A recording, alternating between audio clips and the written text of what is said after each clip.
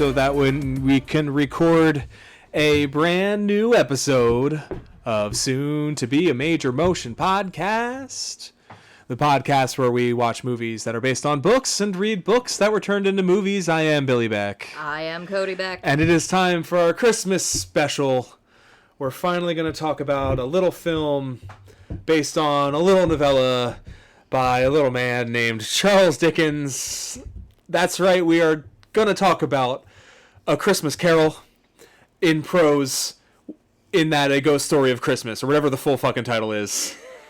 If you want to hear somebody competent say the full title, go listen to our episode of The Treatment called A Christmas Carol that we did with Mark Lucas a few weeks back. But for us, what we're going to do is we're going to throw on the movie, and we're going to hit play on the movie, and then we're going to talk about the movie while we're watching the movie. And you at home can watch along with us if you choose, or just enjoy our completely out of context remarks on the film itself. Banter. Our bants. Which I'm waiting for the DVD to load, which hopefully it does. CBS DVD. Ooh, fancy. We in the real money now. For full disclosure, this will not be edited, so I'm just vamping to kill the time while the DVD player loads. We were going to do this all on my computer, but I cannot record audio and play audio at the same time. So we switched to the DVD option. Thank God I had a DVD option. And the version we're watching is the 1970 film Scrooge, starring Albert Finney. It's available on Paramount Plus, or if you prefer it with ads and don't want to spend the money on Paramount Plus, it's on Pluto TV or at your local library. So I'll give you a second to find that. That was a second. And we're going to press play on this, John, in 3, 2, 1, play movie. John. Really? Honey, you know me. You know my Philadelphia leanings. This wonderful intro that this CCF logo that we've seen 3 times now, but haven't heard the audio yet. Listen, this logo slaps, though. Oh, Cody, I did not tell you. This is a musical. Yeah, I gathered from the fact that it had an overture. What's wrong with an overture? Some non-musicals have overtures, like... Hold on. It's coming to me. Does Lawrence of Arabia have an overture? Probably. Or like Ben-Hur might have an overture? It would be like the epic. Those old like 50s epics all have overtures. I still cannot get over how much this looks like just fucking Tim Burton. These Burton-y ass drawings? I see where he stole it from. Oh yeah, because Burton was but a glint in his father's eye. This was 70. A thorn in his father's side. Alec Guinness! Oh yeah, Alec Guinness is in this? I'm gonna guess he's one of the ghosts. You would guess incorrectly. I'm looking up real quick, because I know I read the name of the person who did these opening credits. And I did not move it to my notes, because I didn't go to work today. Because the rain in Spain falls mainly on Los Angeles. It's a traditional Los Angeles wet Christmas. Hand-painted backgrounds and overlays by British illustrator Ronald Searle. Searle? S-E-A-R-L-E. Searle, I think. Searle. Sure. He did these opening bits and bobs. No pronunciation guide. Thanks, Wikipedia, you bastards. Well, yeah, he's white. You should know. Wow. No, there's definitely there are pronunciation guides for a lot of the white British actors in this movie.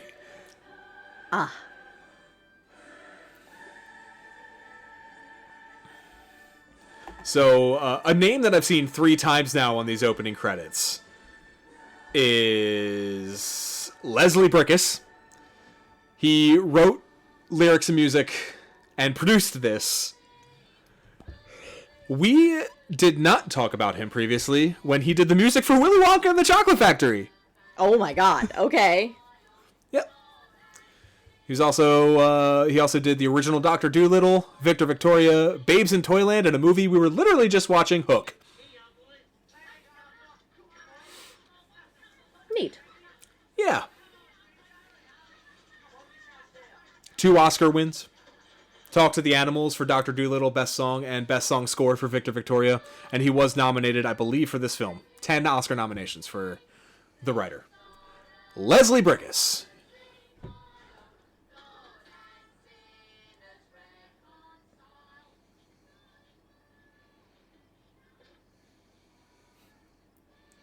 Okay, but I kind of want a coin counter. Tube, right? That little coin tube. Bro, you already counted that stack. No, he didn't. He just stacked it.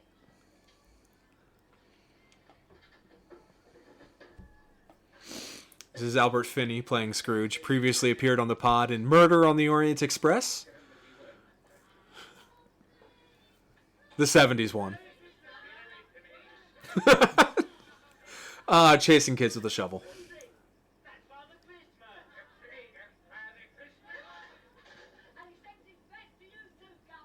Yeah, you tell him, you little shit.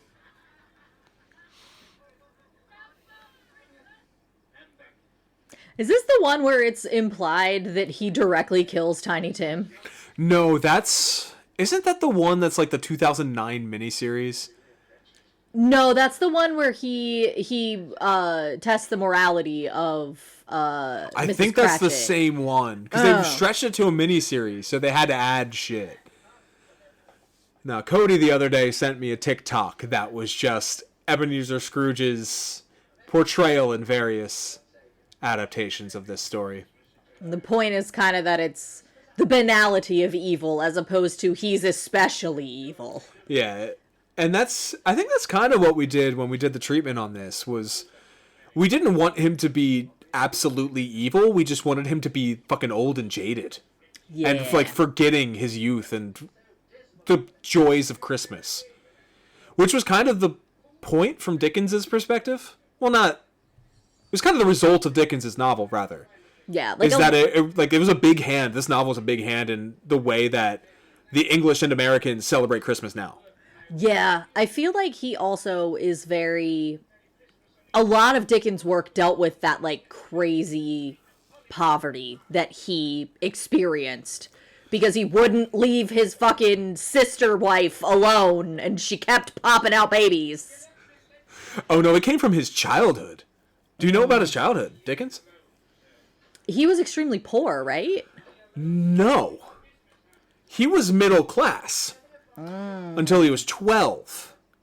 And then his dad went into debtor's prison. You know, this is ringing a bell. And as was the style at the time, the rest of the family moved into prison with him, except Dickens, Charles, Chucky, little Chuck. He started working at a bootblack factory, applying labels to bootblack cans. I think he only did it for a few years before his aunt died, and then dad got the money and got out of jail, and he went back to school. But that influenced so much of his work and what he wanted to see. In addition to working in the rat-infested bootblack factory, it was his first trip to the U.S. in the 1840s? I have the date here. 1842. In which he saw slavery. And went, oh, this is the same shit the poor are going through in England. It's not, Charles. You were white and getting paid. Not enough, but getting paid.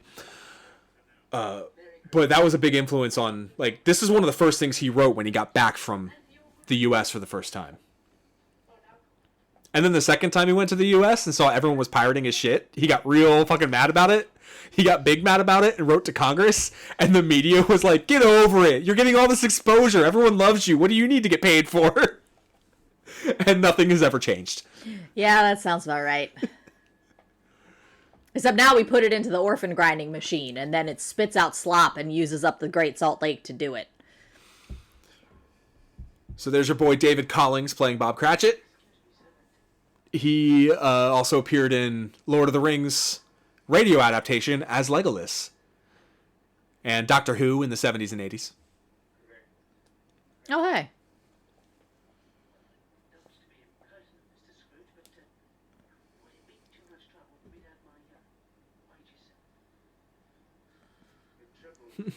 Sir, can I get paid for the labor I'm doing, please? Man, we grew up in the correct era, because imagine having to ask your boss for your fucking paycheck. So, in the year and a half between graduating college and moving to Los Angeles, I worked a handful of gigs, one of which was laying tile floor for an independent contractor, and the staffing was my boss and me getting paid a tenner an hour under the table, which in Pennsylvania was wonderful. And I absolutely had to remind him to pay me a few times. Whoops. But you know what? I worked long hours and made good money doing that shit. And I was good at my job. Yes. I do remember that.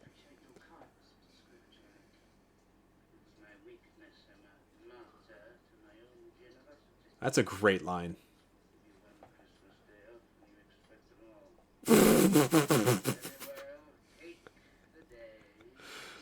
We were having that conversation at work today because one of the older gentlemen that I work with was saying that we never used to get off early on Christmas Eve, which I'm pretty sure he's right. I think it was a post-COVID thing when we were already adjusting hours anyway. But it was also definitely one of those things where all of the managers left early or were remote, and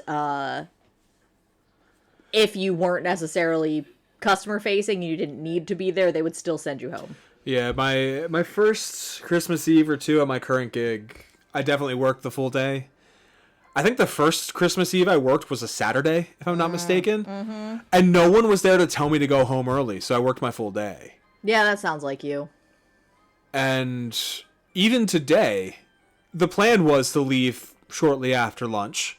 But because of the rain and closures and flash flood warnings we've been getting all day, I woke up to the best text from my boss, work from home. So I still worked my full 8 hours today. I just didn't have... I had 20 minutes of work to do today. Oh, not the text from me about how your son scared the bejesus out of me at 2 a.m.? I saw that after.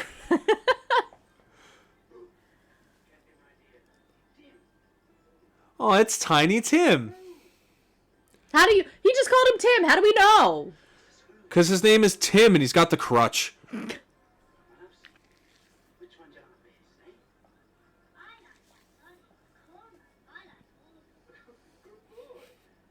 Bisexual young king.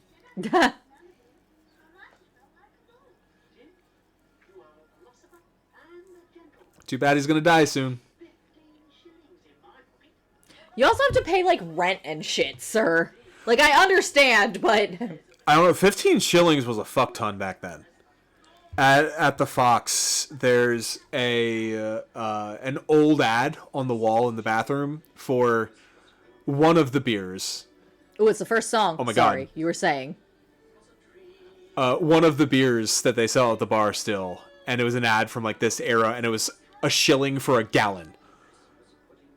Well, to be fair, they had to buy that, though, because they couldn't drink the water. Well, yeah. For the record, if you want a very interesting and also kind of depressing read, I recommend reading, oh shoot, what was that book called? It's about the cholera outbreak in London.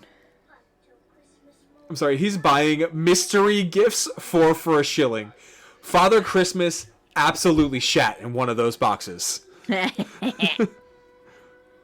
The Ghost Map, for reference. I think Map Men did an episode on that, too. On YouTube. Great series, Map Men, for the map autistics out there. Why are there so many feathers still on that turkey? It looks like a buzzard. So you know it's a turkey. You would still be able to tell it's a well, I guess you can't prove it. Yeah. Could just be a fat chicken or a small dog. And it is... Oh, look at that Christmas...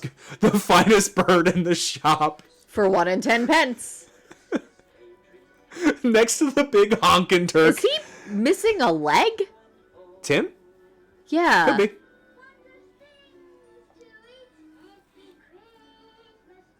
Oh, this child should not keep singing. They're so lucky. They're cute.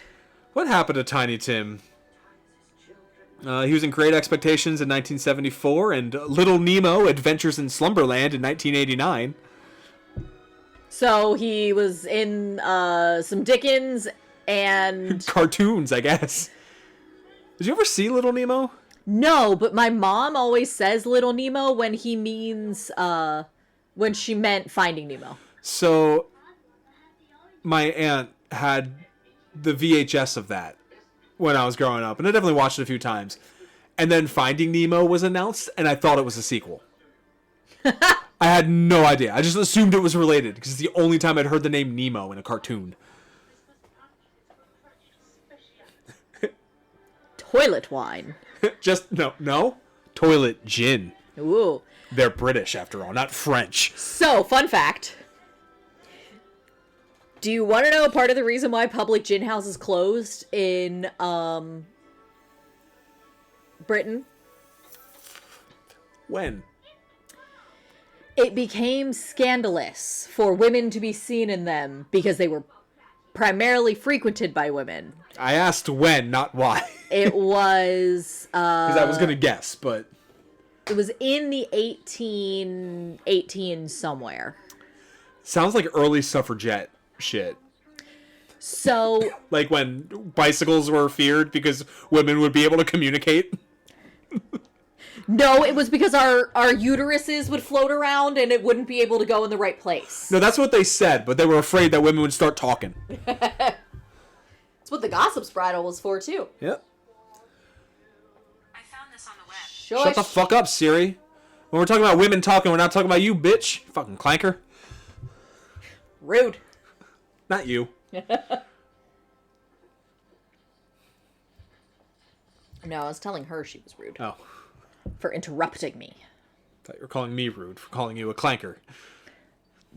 I am not a clanker. I know. I was going to say something heinous about your fleshy insides and how I've seen them. Oh no, I said it. With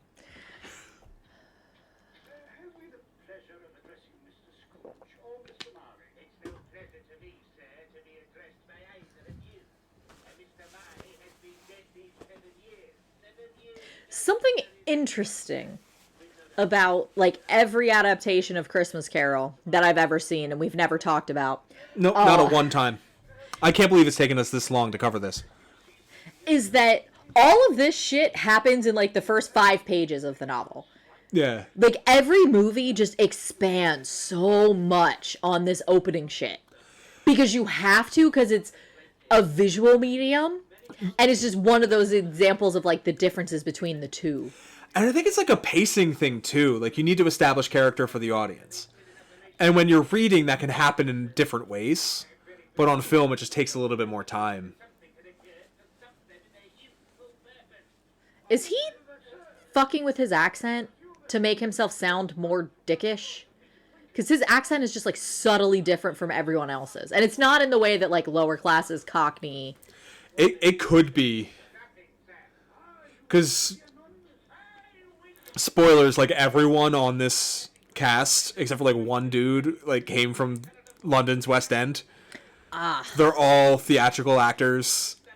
And I'm sure a lot of them have done enough accent work and know enough accent work to do something subtle like that, like establish what street of London he's from to establish character. Because those who don't know, the accents, even in London alone, are so diverse that a proper, like, expert can tell you within a mile of where you were born based on your accent. There was a guy on TikTok that did the opposite of that. He located somebody's specific borough and neighborhood in New York based on inflection. I mean, that's different city, same idea. But yeah.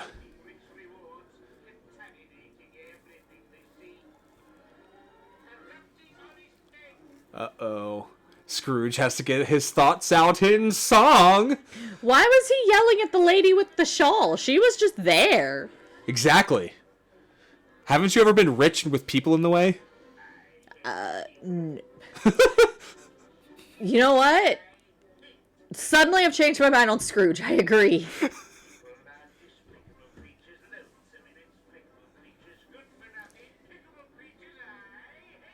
You know what? Scrooge is making some good points here. Yeah, this is such musical theater. Like, there are musicals that are not musical theater. This is some musical theater ass shit. Like, the cadence is old school musical theater. That and the, how do we get to know this character? He'll sing a song about himself. I hate people.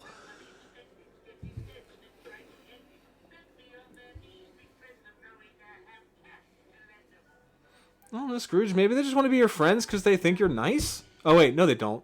No, you're probably right.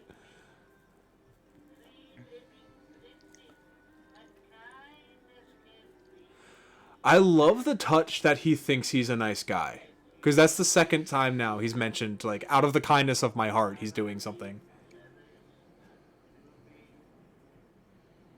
And honestly, like, I like that read of Scrooge, that he thinks he's the good guy. And that's what that TikTok you sent me was kind of going after.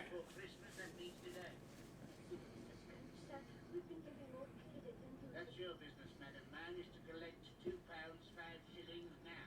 We sell things for children, sir. And at this time of the year, people can't afford Neither can I afford it, madam. However, I will allow you an extra week's credit. Oh, thank you, Mr. Scrooge. What's the interest rate? Cost you a further 12 shillings. There we are. Oh, we scarcely make that much, you know. You would prefer me to confiscate your store and its contents, which is my legal right, I will do so. We don't know, sir. So he And this. bought something from the guy, or the guy traded him? I think he's collecting debts right now. He is, but just like... Get him, boys!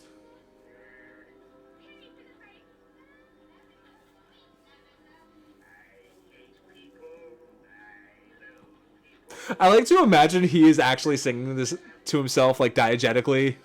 Low-key, I feel like I'm gonna be singing this to myself diegetically for the next week. I hate people.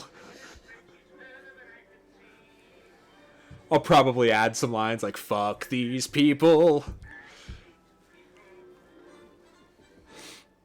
I don't care if they hate me.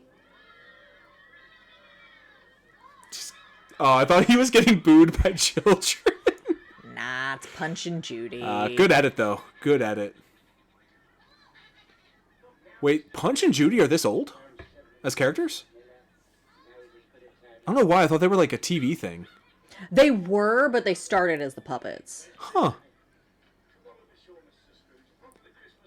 Scrooge, he's in the middle of a show.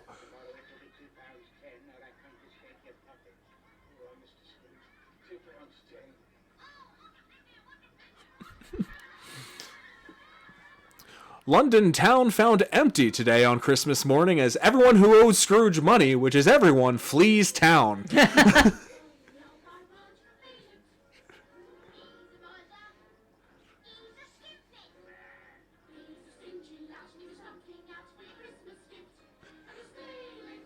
I thought they were going to say they were going to shit in his stocking.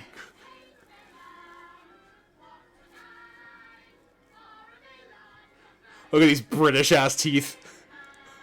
Oh man, one of them got American Middle. teeth though. Middle kid had some fucking choppers, dude. I love that these children are just following him around, singing. Oh yeah, he was going around singing about how he hates people a minute ago.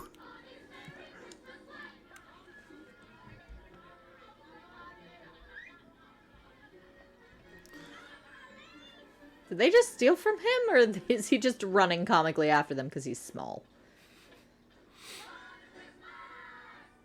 Just hit him with your stick.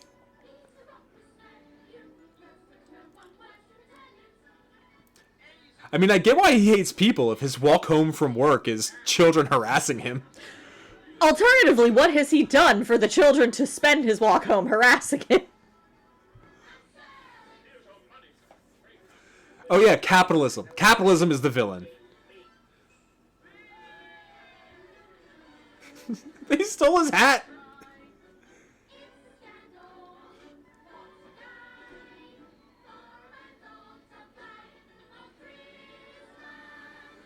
Well, joke's on you kids. It's still Christmas Eve. But also, he's about to put all these children in fucking jail. He's gonna eat this child for dinner.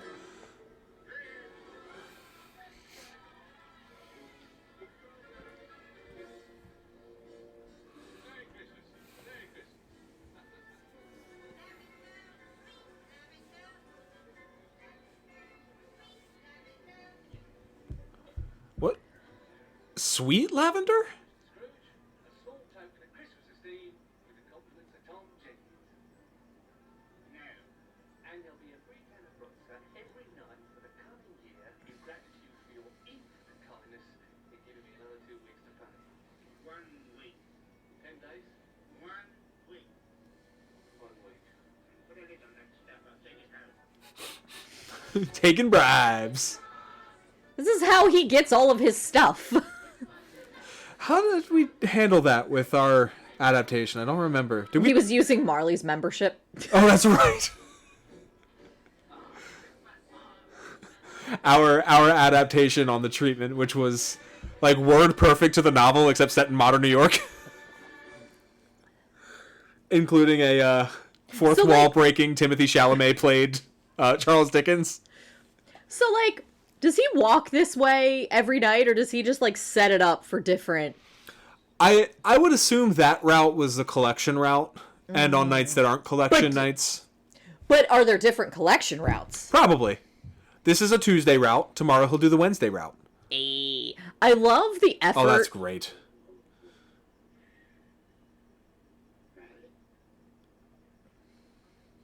I love the effort that every adaptation goes into to make the lion also look like a person. Like, they have to do something with the face to make it easier to digitally alter or make changes to. Yeah. So they're always, like, weirdly face-shaped to begin with. Well, yeah.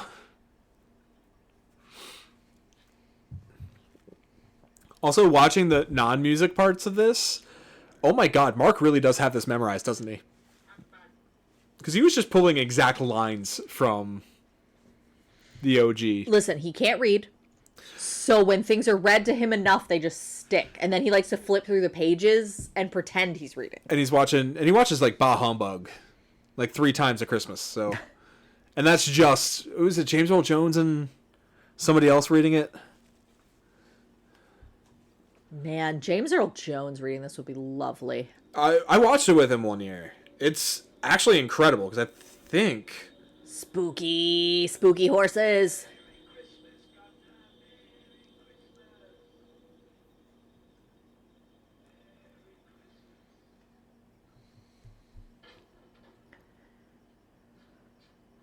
I was thinking this Scrooge looks a little young. How old is Albert Finney here? Albert Finney was born in 1936 in Salford in England.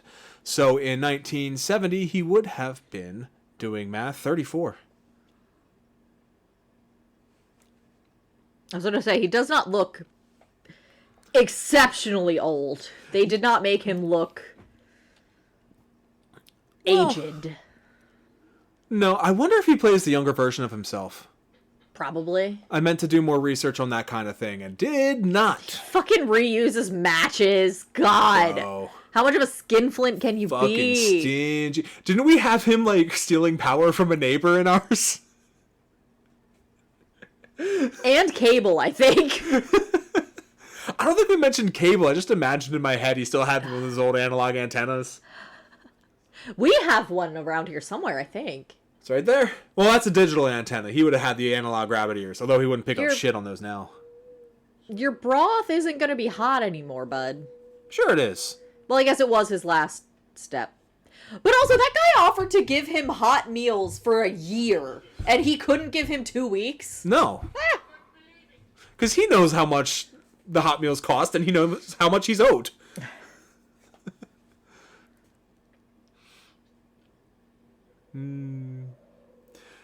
Warm water. Warm water that was near an animal once. Tasty, tasty broth. Hey, listen, they sell that at Whole Foods, and it's like $25. The fucking Trader Joe's, like, asparagus water. I think that was Whole Foods. Was that Whole Foods? One of the other... It was either Whole Foods or Erewhon, one of the, like, bougie ones. Ugh, fucking Erewhon. Honestly, though, at least Erewhon is honest about the fact that they're fucking scamming you. Like, Whole Foods is kind of dicky about it, because it's just Amazon. Yeah. Well, now. Whole Foods used to be less dicky about it. Yeah. All right, Vamp, I gotta put this back in the fridge. All right, we got some bells ringing. Jingle bells, jingle bells, jingle. We're about to see Spooky Cratchit for the first time in the flesh. Spooky Cratchit? Spooky Cratchit. Spooky Cratchit is not a thing. Not Cratchit. Marley, the other fucking guy in this. Alright, are we gonna have a questionably homoerotic relationship between the two of them? Only if they have a song and dance number. I feel like this ghost, Marley, won't have a song. But I feel like all the other ghosts will, except maybe Death. Death probably won't have Marley absolutely... he should have a song. Knowing who plays Marley, he should have a song. Is it Alec Guinness? If I had a nickel for every time Alec Guinness showed up as a ghost in a movie, I'd have 3-ish nickels. Wait, what's the third one? Empire and Jedi. Oh, movies, not series. Okay. Yeah. Got it. I don't think he's in, or did they just do Anakin in the new ones? The new ones, I they don't think did not do Alec... No, they might have done Alec Guinness in one of them. I think they kept Alec Guinness. No, sorry, I'm talking about Return of the Jedi. Oh, no, they kept it Alec Guinness. Okay. No. They updated what's No, they his did face. change it to Ewan McGregor. Oh, okay. I think when they... Because the original release was Alec Guinness and David Prowse, probably. Yeah. Oh, there he is. And then the, like... What is that walk? I was gonna say, look at this theater walk. It's Look like, at this Bob Fosse ass. It is like the Metatron in fucking Dogma. Rest in peace, Alan Rickman. Why is he fucking vibing like this? Okay, but has Alan Rickman ever been in a version of Christmas Carol? I don't think so. Because he would fucking slay this.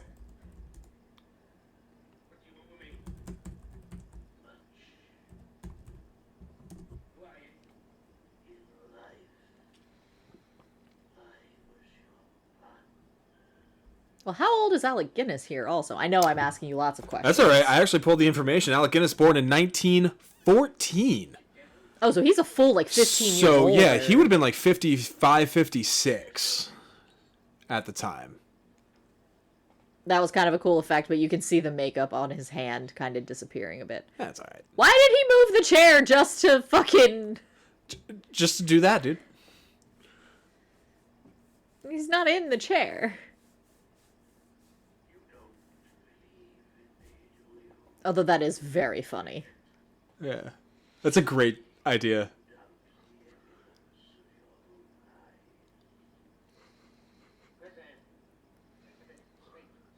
This is such a good Oh, is this line. the gravy line? Yes.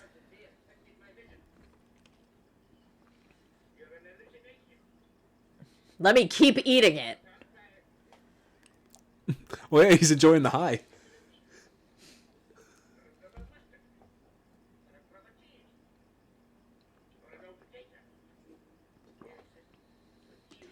I will say, having made myself ill by eating a potato too early in the morning when it wasn't fully cooked.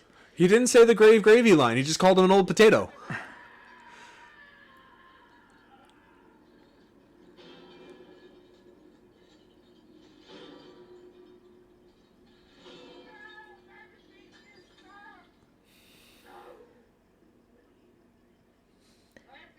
Homeboy was sitting without sitting. Yeah, right? I don't know. I've met some CrossFit dudes that can do that shit. Ugh. CrossFit bros.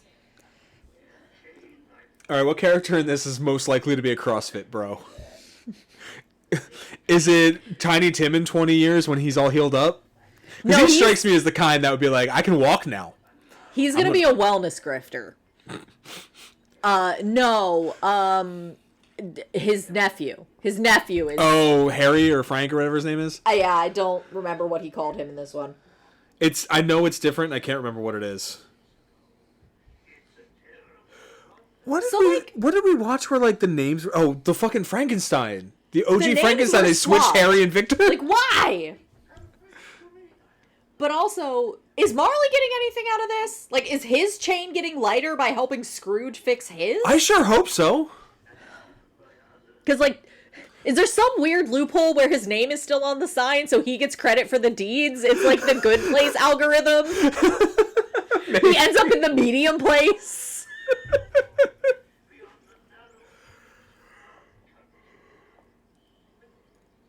I mean, I prefer that to he gets Christmas off of hell and decided to spend it trying to make sure his friend doesn't join him there. That's way more sad. Now I just want the writers of The Good Place to do a Christmas Carol. Oh, I would love that. I mean, there's 2 new adaptations of this every year, it seems, so...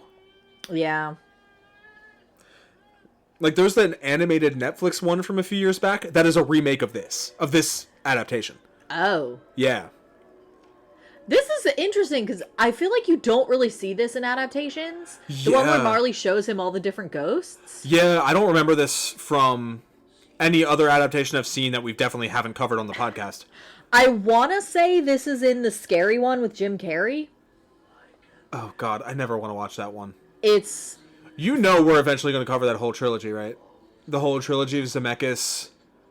Fucking... Oh, yeah. Because the year we do the Carrie one on Christmas, if we ever come back to this, we'll do the Christmas Train. Polar Express? I said what I said. What's the third one? Beowulf, we already did it. Oh, okay. That's not a Christmas movie. No, it's not, but snowy. it's the trilogy of Zemeckis' foray into the shitty... Ugh. Yeah, I hate that all 3 were based on fucking books. You know what? It was honestly probably a plus for Jim Carrey getting to do a Christmas movie where he didn't have to undergo SEAL torture training because of his costume. We can do the Grinch one year. I do love The Grinch. I just had a dumb thought. That was a book before it was a movie, yeah? Or did the special was just a Dr. Seuss like animated thing? That is an excellent question because I'm actually not sure. Let me find out. Because I don't think I've ever seen a book of Scrooge except for like movie tie-ins when new versions come out, or not of Scrooge, of Grinch.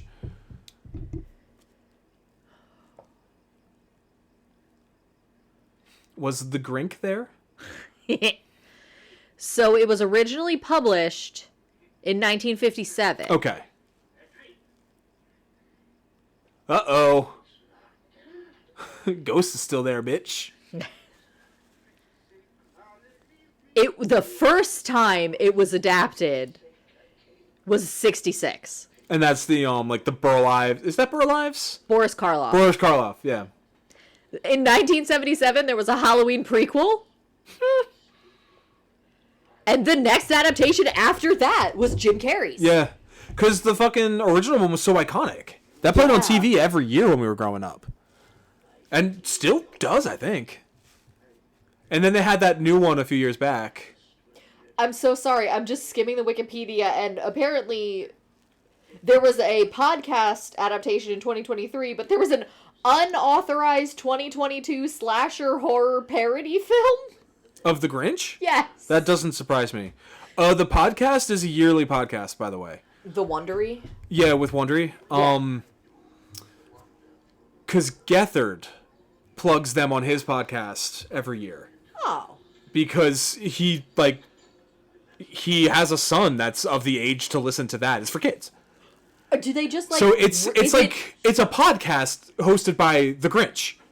And he has guests on. Yeah. But is it like, does he go through his character arc? He goes through an arc, yeah. Oh, okay. Like, I think this year's bit is that he's an influencer. Oh, God. If we we're around kids enough to need a podcast for kids, I would absolutely throw it on. But I'm not listening to that alone at work. I will just feel gross. I have heard like 10 minutes of it before, though. Oh, okay. Yeah, it's not bad. Man, we would be such good parents, and we would hate ourselves for it. Yeah. Being a good parent is exhausting. I don't have the energy for that shit. Mm-hmm. That's why we don't have kids. It's exhausting enough to have the fur children. Thank God Toby's chill right now. He loved that I was home all day. There's so much shredded paper on the floor. We got a nice Palmolive box from Costco that we have filled with like trash paper, and he likes to shred the paper and sleep in it, and it's very cute. Cats, dogs, and toddlers. That is a cool ass alarm clock. Why does that alarm clock have feet that are also bells? It's very loud. That alarm clock's got bell balls. It's because he cannot hear. I am sandbagging your joke. No, you're not. You're going to laugh at bell balls in a second. He is 1,000,000 years old and can't hear. Is that the fucking chamber pot? Probably. Or is he hiding the shit? Did he hide the chandelier under his fucking chamber pot? I don't know why. I just assumed they stayed under the beds. But I guess if you're a rich dude, then like... I don't know. I don't want to think about chamber pots. I'm glad. He left a convenient opening by which the ghosts can get to him. I guess he is blowing out the candle, though. Yeah. Does he keep money on himself? Or is he taking pills? He's moving his coins from his outside coin bag to his bedtime coin bag. Bro. That is a fucking miser. Tell me you have a problem. That is a fucking miser right there. Ugh. What a wonderful little beat, though. I kind of love that. Why are you going to bed so late, bro? Oh, the clock's fucking up. Got it.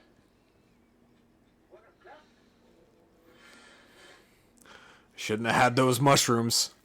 Oh, hey. Hello.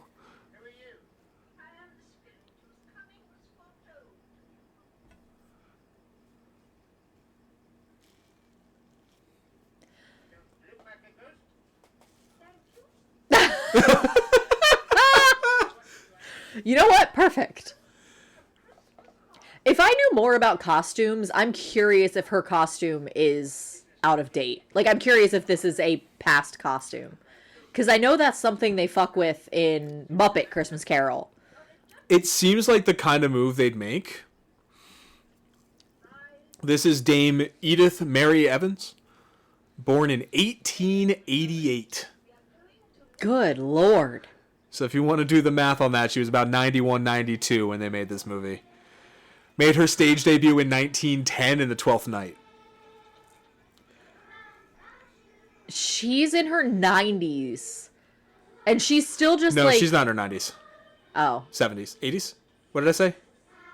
1970. You said 91, 92. She would have been like 82. Okay. 81, 82. I mean, I can't... Because she died at 88.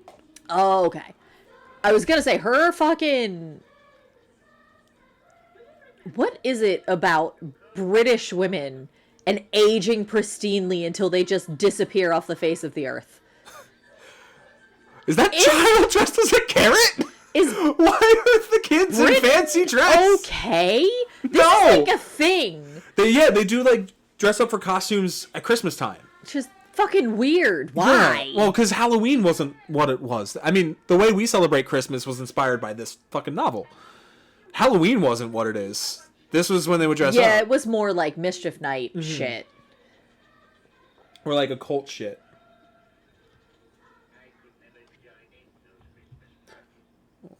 Toby's doing big stretches and snurgles on the couch. He's so sweet. We got him working so late on Christmas Eve. I want to join him, but we have to release a podcast. You know what I think would be an interesting choice? And I say this not knowing if this is the case or not. Having young Scrooge and Tiny Tim played by the same actor. That would be interesting. I did not actually see who plays young Scrooge. I meant to yesterday and today do all of my research, and I got most of the way through the cast yesterday, and that's kind of where I ended.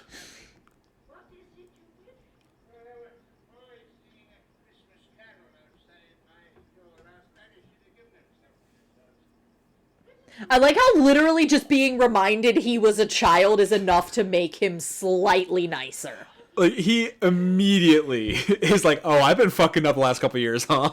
Shit, this is gonna be a long night. It's also like, what's that line from Matilda?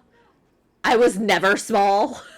Trunchbull is just like, I was never a child. I was never small. We covered Matilda. We did. Of course we did. Oh my God. We talked about Emmett Davids. And how we and how we both wanted her to be our moms. Yes. Which is probably something we should have talked about in therapy and not on a podcast. But Hey. I feel like we could just speed run a lot of our therapy by just giving the therapist a link to our podcast. Right. Like, you don't have to listen to the actual podcast. I think we started the show after my therapist dumped me, right? Mm-hmm. Yeah. A man will start a podcast with his wife instead of going back to therapy. Thank you for putting the back, because I did go to therapy. You and sure it helped. did. I know I used to know this, but the etymology of how you get dick out of Richard is very funny. Well, there were a lot of people named Richard who happened to be dicks, and it stuck. So we haven't done any Jane Austen yet. Oh, but boy. There is a line, and I can't remember which book it's in. I want to say it's Persuasion. But there's a line that's just, there's a man named Richard who the only thing he's ever done is earn an abbreviation of his name. Published in the 1880s, baby. Hell yeah. You Jane tell him, Jane. Austen on that shit. If we didn't already have our episodes booked through till February, I would suggest doing Jane Austen, but we've got a different lineup planned that you'll hear about in the coming weeks, friends. Yes. I mean, we could definitely do some Austen next year, though. I'm sure there's an adaptation coming out. Yeah. When is this shitty new Wuthering Heights supposed to come out? Oh, God, I'm not sure. So sad. Our monster, our creature is in it. Anyone called Roppington or Brown or Jones or Smith? Where did you get Roppington first? Apparently it was a very common name. Who are you calling out? What Roppington wronged you? If being Roppington is wrong, I don't want to be right.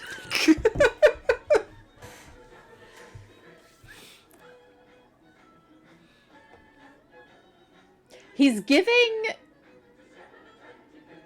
That's gotta be the same actor, right? He's playing his younger self. I can't tell. I also can't tell. I'm Honestly. so bad with fucking faces, dude. If it's not him in this scene, it'll probably be him in later scenes. I mean, this is the shit with Fezziwig. We're already through his... We spent more time in his childhood in our adaptation than they have. Yeah, that's true. They just kind of boom, right by it. I did not grab Fezziwig. Lawrence Naismith. Oh, he was in A Night to Remember, which is the 50s Titanic movie. And Argus and Jason and the Argonauts. The old one? Fezziwig. Yeah, the old Jason and the Argonauts. We should do some of the old terrible Greek movies because I would have a blast. Someone else in this was in A Night to Remember. Oh, Christmas Present was also in A Night to Remember. Oh, well, we haven't seen him or her yet. No. Because Christmas Present was also in the remake of Hitchcock's 39 Steps. And Cratchit was in the remake of the 39 Steps. And Hitchcock is important because the director of this, Ronald Neame, his first job in the industry was assistant cameraman on Britain's first talkie, Blackmail, directed by Alfred Hitchcock. I said Albert. It's just, that was the Hitchcock inception there. London or English film is so weird because in the US, stage is all Broadway and New York, and screen is all LA, Hollywood, LA, West Coast. So never the twain shall meet. They're very separate industries, but in England, all the film's done in London, and the stage is in London, so it's the same fucking people, and the industries are a lot smaller in that sense. I feel like there's also a class thing to it. There's definitely a class element to it in the U.S. as well, but I feel like in England there's definitely an element of... There's less lowbrow in England, I feel like. Yeah. A lot of... Because everyone... Because of the fact that everything is in London centrally, like film or TV or play acting, you all just get classically trained. Like, Yeah. you're gonna get classically trained regardless of what you want to do. You go to RADA, and then you end up on Taskmaster. We have a friend that went to RADA. We do? Yeah. Who? Well... Tamara. Oh! She went to fucking RADA? Yeah, her master's in Shakespeare is from RADA, I'm pretty sure. No shit! Good for her! I Yeah. had no idea. Yeah. Also, I forgot she had a master's in fucking Shakespeare. I don't know. We should have her on next time we do a Shakespeare. We should. She's much smarter than we are. Yeah. She would school us on the history, and then I would just, like, nail her with film shit. Yes. Look at this pretty blonde lady. I don't think I pulled her. That's, what's her name? I don't know. But we get Albert Finney being sad and melancholy and longing. Oh, is she supposed to be Isabel Fezziwig? No, maybe? It's his partner who... It's his fiance that he ultimately abandons for money. Yeah, okay. That's Isabel that he's dancing with. Oh my god, he pulled a Triple H? Marry the boss's daughter!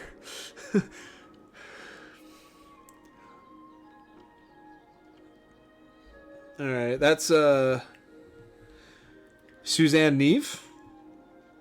She played Isabel Archer in the BBC's adaptation of Portrait of a Lady.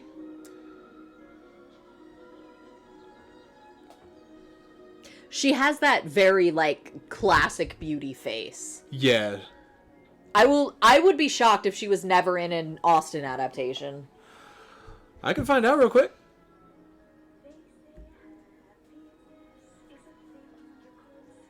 Yeah, she has a great look for period. She looks like Julie Andrews. She's giving Mary Poppins. I like the adjustment that his fiance, partner, whatever. Oh my god, she is still alive. Born in 1939. Hey, first one's still alive. So far. There's like one other that's still alive. Everyone fucking died that did this movie. It's kind of sad. I like the swap from... Like, it creates kind of more tension with Fezziwig and why he likes Fezziwig so much if his romantic partner is his daughter. Daughter, yeah. Or niece or whatever familial relation. I am not seeing any Shane Austen here. I'm also surprised. Or Shane Austen? Jane Austen. Oh my god. Maybe I shouldn't drink a lot before recording This is a these. lot of not Christmas. Well, yeah, they gotta have a montage of them falling in love, and can't do all Christmas when they're falling in love. We did that. We did the same thing in our adaptation. We had a bit in spring with them. You're right, we did. Something about love and spring. It's works. such a trope. It's the color. It's the color. Things are in bloom. It inspires thoughts of like newness and growth and being born, and so like a romance. And then you have the romance break up in winter because it's, you know, the end of the year. And the death. Exactly. Basic film language shit. I wonder if you could manage to do a Christmas Carol adaptation on a skeleton cast. Like, what is the absolute minimum number of actors?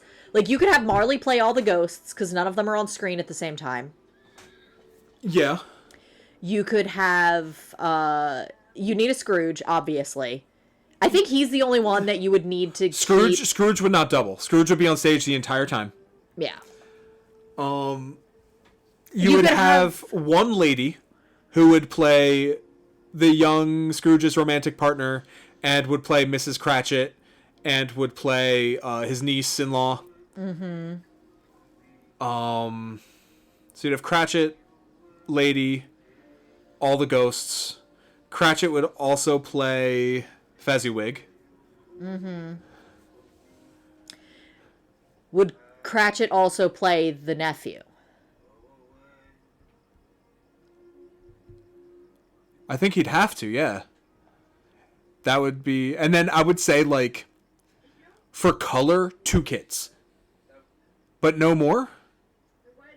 And one of them would be Tiny Tim and also various other children. And you know it's Tiny Tim by the crutch. So you... 6? A cast of 6 you could do this, maybe? It'd be a lot of work for everyone involved, but it would be really interesting. I think you would get some... Scrooge would be the easy role. I feel like you would get a lot of... Like, you would almost have to focus that on the... Womp womp. You're getting dumped, son.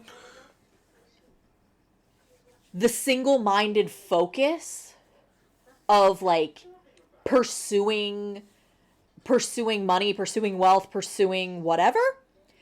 I think specifically money.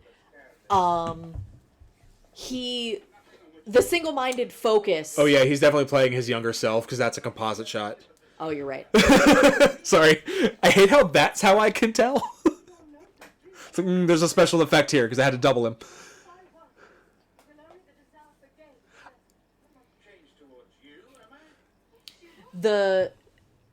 If you focus on this scene kind of as the pivotal turning point, and it's like money, the love of money is what leads to like you not even noticing the people around you. It would also be interesting if and then having like the same people play multiple roles and he doesn't even notice. Exactly. You could also totally, I think it would be a fun thing if you did an adaptation like that. The final scenes when he's finally like opened his eyes is where you all of a sudden everyone is a different actor. Oh, I was thinking this would be a stage play. Yeah. But like if you do that, you have like final scene and it's when he's finally paying attention, he realizes, oh, these are different people. Yeah. Like the opposite of Synecdoche, New York. You mean Anomalisa? Yes. Different Kaufman. Okay, the ring and the scale is a fucking baller move. And I release you with a full heart for the love of him you once were. Say something, you fool! Say something! You may for a little while have pain.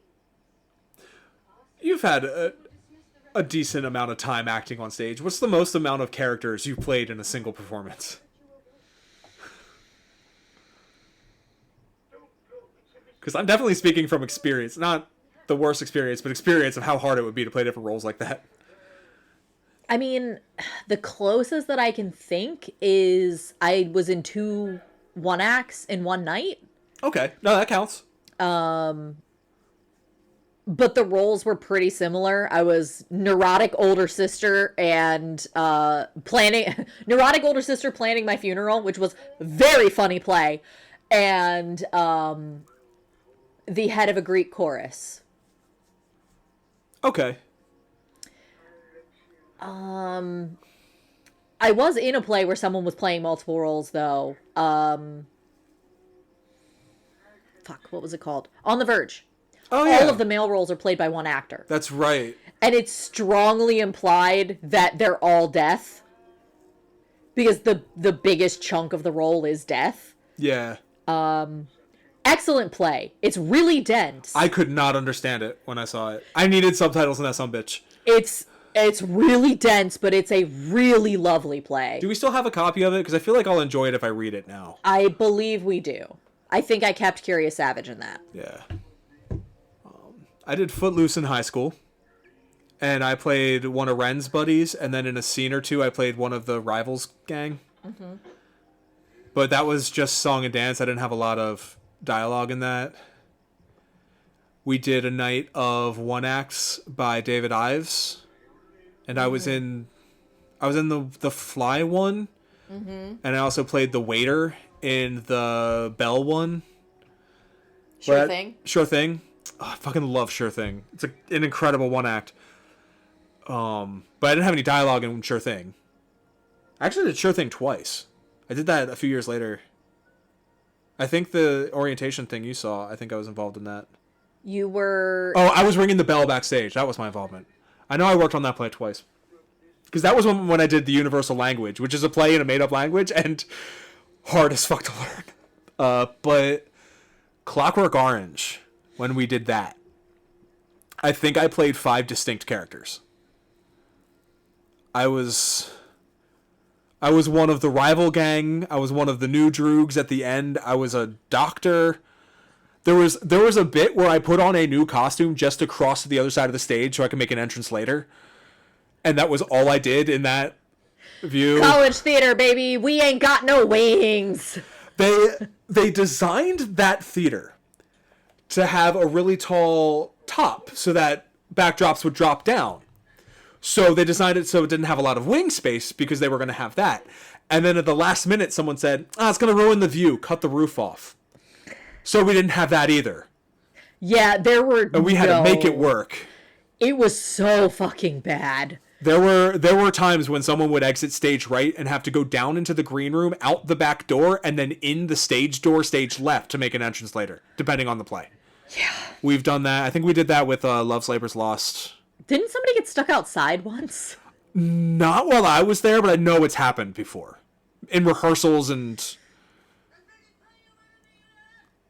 The stage right was nice because we had the shop over there. Yeah. So if we needed big set pieces to come on and off, we could roll them straight into the shop. I used to go back to the shop to sneeze. Not down to the green room? No, if I had to go on in a couple lines. Oh, fair. If I was like a few pages off, like I would be ready in the wings. I didn't want to risk it. I like That's how a we great leave him... effect on that door. Holy shit. That looks really I good. love that. Running away. Wait a minute. My door wasn't translucent and glowing earlier. I love how we left him in the depths of despair, and now he's like going to experience joy in his purest form. All right, here's Christmas present. Kenneth Moore. Welcome, Scrooge. Is it too bright for you? We had some crazy ideas for Christmas present. Or was it Christmas Future that was going to be like fuzzy and off screen? It was Christmas Future. No, but it's what's Christmas present? past. Past? Because past is described Oh, as... yeah.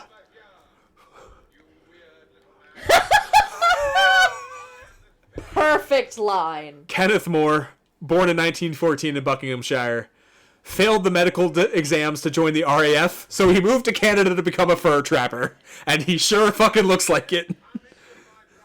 He got deported, though. From Canada? Yeah. How do you get deported from Canada? You not He do... didn't have the right paperwork. So you don't do enough war crimes? Like, what's the rule? The war hadn't even happened yet. Oh, well, the First World War had. He did serve in the Royal Navy in World War II. So there's a... This feels like the seminal adaptation. Like this one or the... The George C. Scott one is the The one George that Mark C. keeps Scott. wanting us to do. Because But that's like a TV movie, apparently. there's a cartoon version from... It must be from the 90s, because I remember watching it growing up. And I think it was on like a dual VHS with The Secret Garden. And the version of Christmas Present on that movie, identical to this, down to the color. Well, this is a similar like look to the 30s and 50s one as well. He's talking about the thing that you said where he thinks he's generous.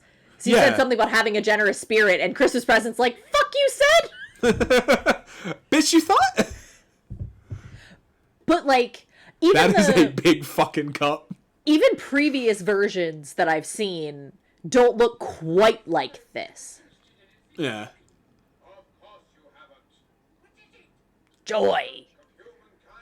Well, Oh, close. why'd you give me milk? From whose teat? Ebenezer Scrooge, the sins of man are huge. I like to ride my luge. Are those icicles or jingle bells? But But there's supposed to be also- icicles on his wreath. Yeah. Those are icicles. Something.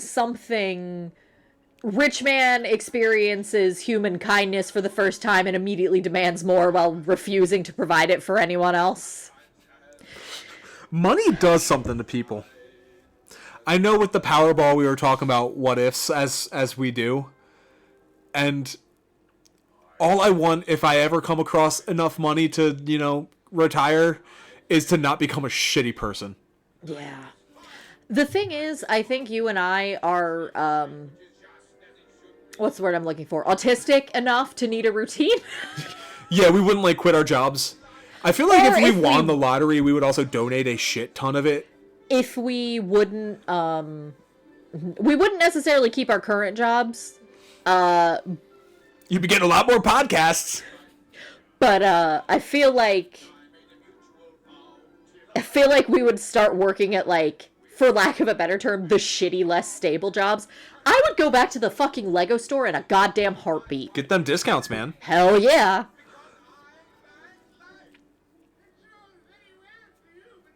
What is that voice? That high-pitched, whiny voice. I think he's supposed to be drunk. Drunk on the milk of human kindness. I will say, when a lot of people are just ludicrously kind to you, it is inebriating. Like when you went to Green Bay? Everyone was really nice Oh my to you. god, fucking Green Bay. Have I told that story on the podcast?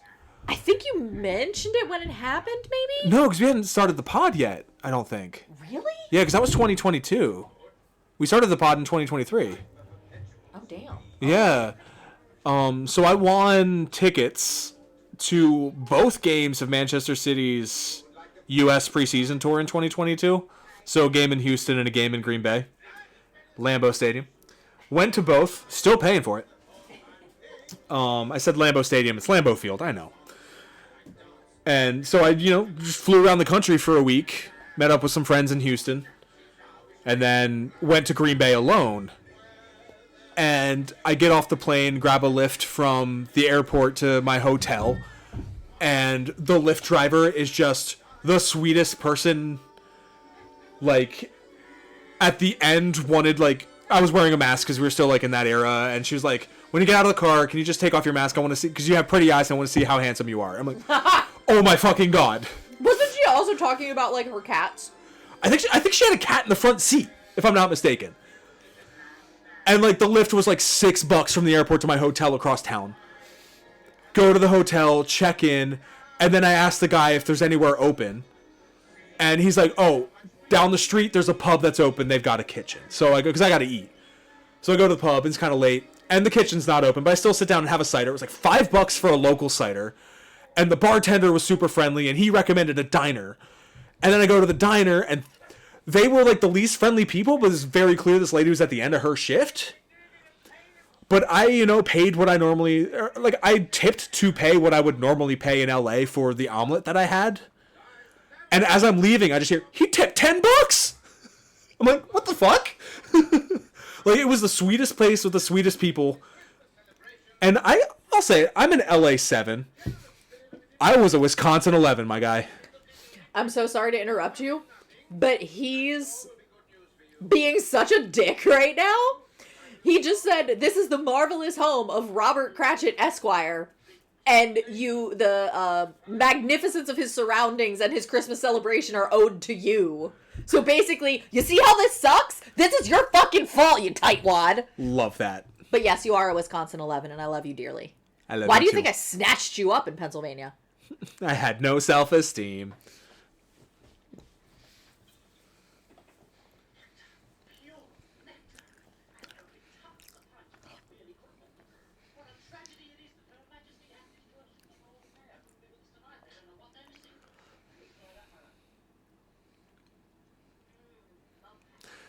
So, pence, shillings, and pounds live in the same part of my brain as copper, silver, gold, and D&D, in that I'm never going to understand it because it's never going to matter as to exchange rates.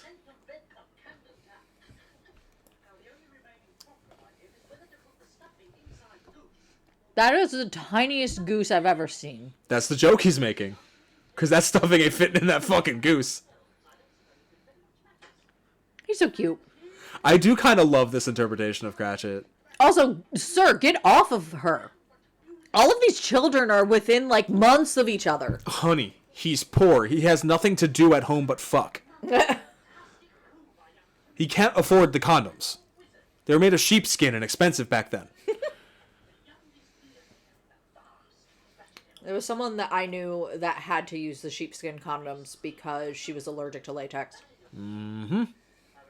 That sucks. Mm-hmm.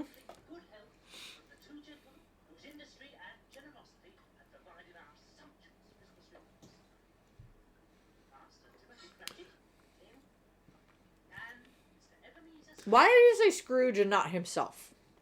You're the one who works, bro. The whole family agrees with you, Cody.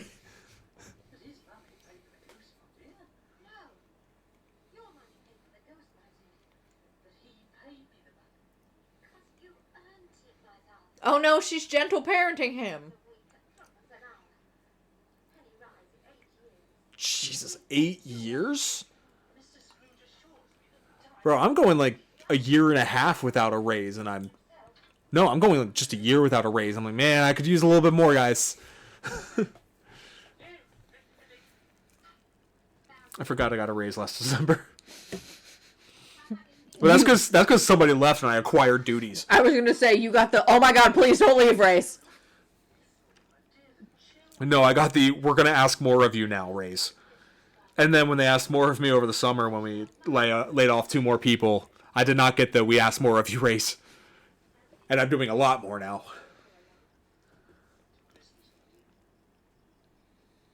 So our ko-fi.com/soonmajorpod. If you want to toss a couple bucks our way, so we can afford better podcasting equipment, like a computer that will allow me to watch the movie and record the podcast at the same time. Which I want to switch inputs to make sure it's still recording. But also, You don't want to have to do the edit? I don't know if it'll pause the DVD. Well, we're going to find out. It'll only take a second. And hopefully it's still recording, and it is, and the DVD should still be playing, and it is a glass of Bob Cratchit and a song from Tiny Tim. All right. Oh good, we're getting diegetic music now. Oh, we've already heard this little shit sing. Hey, Tim, sing us a song. Hey, Timmy, sing us a song. Stop singing.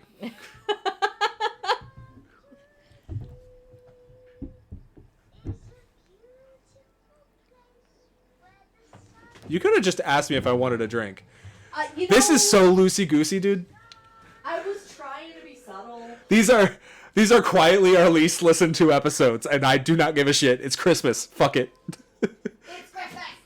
I got crisper drawers. We opened our Christmas Eve gifts, and Cody finally got the crisper drawers she wanted for the fridge, so we can get rid of those hideous LAFC bowls. I'm still gonna need them. Fuck. Some of the produce is too tall. Oh no. And my Christmas Eve gift was a record, an LP from 1972 of Christmas songs. The classics. So Crosby's on there, Judy Garland's on there, Sinatra's on there, Barbra Streisand's on there. Hell yeah, Babs. Bunch of bangers. We listened to that this afternoon. It was lovely. I got to introduce some people to the Streisand effect today. Love the Streisand effect. I casually mentioned it, and my coworker was like, what is that? Oh, boy. And then I had to explain. Oh, drop an octave, son. Honey, he doesn't have an octave to drop. What, did that get amputated with his leg? They take his balls, too? No, as a former tenor one, I get it. I saw a TikTok. What an unpleasant child.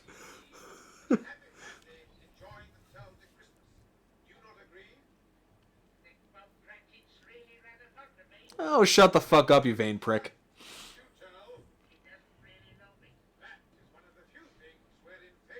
This This is just passive aggressive.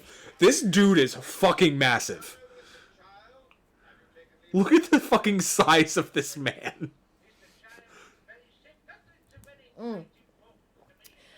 I saw a TikTok, and I don't know if I sent it to you, but it was explaining basically what is probably wrong with Tiny You Tim. did send that one to me, yeah. And it's interesting that it's like something that Dickens would have seen and experienced. Yeah.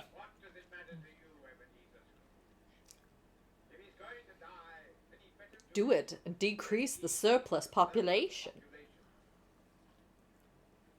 The line. If I were king, I would make it a law that anyone in the country who has over $1 million US in assets is required to watch this movie every December, or any adaptation of it, read it, and write a paper on it. ChatGPT not allowed. Just force you to think critically about this film, novel, whatever, and it's like what it's trying to say. I think that would do a net good for society. So, you know me and my love for ancient Greece. They had lots of problems. But one of the things was that in Athens specifically, the top 5 wealthiest individuals were the ones who paid taxes. And it was an honor to pay taxes because it meant you were one of the top 5 wealthiest individuals. Let's go back to that, except we'll keep it top 5%. Yeah. There were a lot fewer people back then.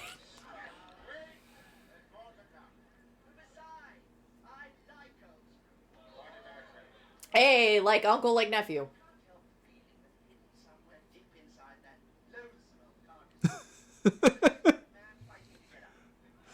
I like the old man. He's terrible, but deep inside of him, he might not be. I mean, we like some terrible man. Like is a strong word.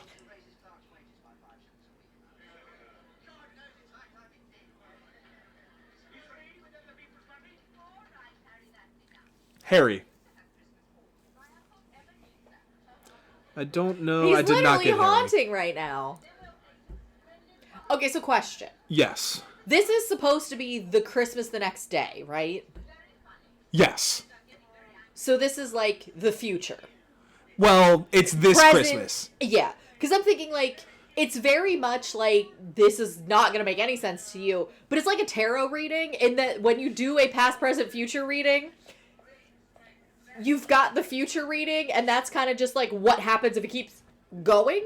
Yeah. So this is kind of like what happens if nothing changes. Yeah. This is the Christmas as it stands. Just hiding his whole face in that fucking mug. Hey, it's like what's her face's dress in Frankenstein. Frankenstein. God, that movie was so good. It really The Del was. Toro. Visually stunning. The depth of just the more we learn about all of Elizabeth's costumes. Why is he like eyeballing his niece? Because she looks like his old love.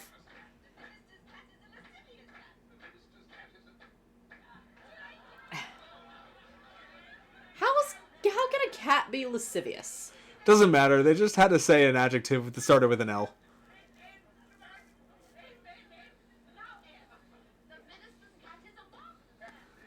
Is this the alphabet game? They would just play improv games at Christmas parties back in the day, apparently.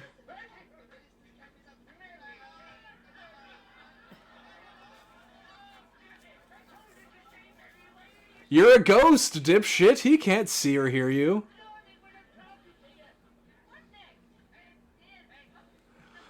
Oh, I hope they didn't invite Lovecraft to this party. That's a God, joke. that's a good fucking joke, though. Please don't Google that, ladies and gents. What was H.P. Lovecraft's cat's name? Oh, no. Oh, good lord. He's just taking a fucking nap in the corner. He's been... You see the size of his fucking glass, dude? Oh, he's aging. That's a great effect. Oh, I like that a lot, actually.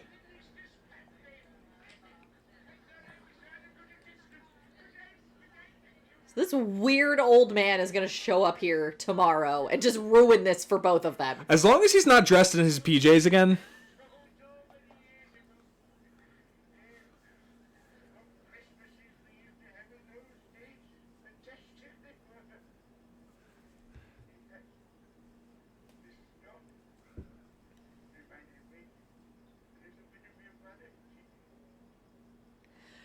I've always wondered what the timeline was with So- the death of his sister. And Okay, so it's his sister that's Harry's parent? yes. Okay. Wait, It's- so he was in love with a girl who reminded him of his sister? Honey, let me introduce you to a concept called the Oedipal complex. That's mothers, dear. I know the Oedipus complex. It was in Connections the other day. Thank you very much. Is a warm gun. Oh. They're like focusing a lot on the relationship here, which is interesting because it kind of feels like that was the point where he That was fully his like, fracture point. That was his turning point. it's like, how did he and Marley hook up? Like, how did they get connected? When did they first fuck? Hey, I mean, hey, there is that play. Although I think that's I don't think that's officially published. I think it's like a, what are they called? What, a blacklist or? No, the work where it's not officially published, but it's like done a reading for. Oh, I don't know what you're talking about. The thing is to try to do as much as you can in the time that you have. Remember, Scrooge, time is short. Suddenly, you're not there anymore. No, wait, no, go. Oh, yep, they cut the spooky. Because that's the bit where he has, like, the babies in his cloak, right? Yes. At least they did the ghost floats at the beginning. We kept the spooky bit in our adaptation. Yeah, I'm spending this whole episode plugging that episode of The Treatment, because it was great. It was a very good adaptation. Really good. I loved what we did. I want to make it, but... He's still got all these lights on. How does he have all these lights on? How does he have electric lights on? Oh no, it's just a really bright-ass candle.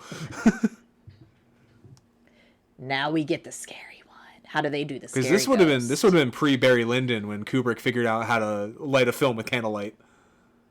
So is that why that's important? Barry Lyndon, yeah. That's like the one thing I know about that movie. I haven't seen it. It's like the one Kubrick I haven't seen. Or I think I've missed one of his earlier ones as well, but... We should do Kubrick soon.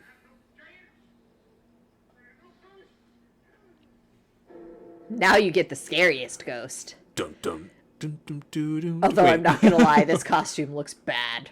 It's It's not great. not great. The face mask isn't great. Because you can see, like, the face covering behind the hood. I wanted to just be a void.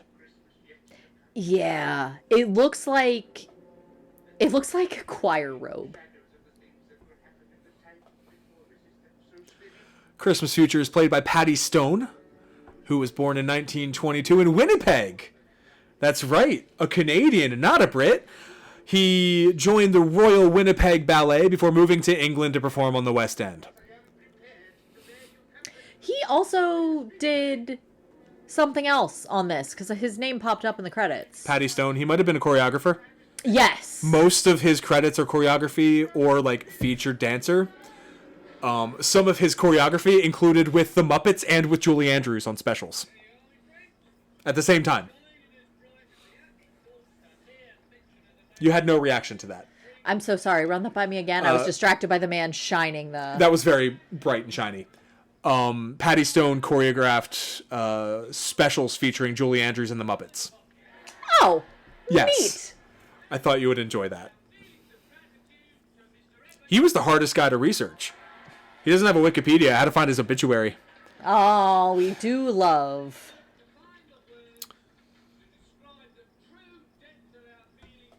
Haha, because he's a dick. I also love how he's tall as fuck compared to Scrooge. Or maybe he's just up the stairs.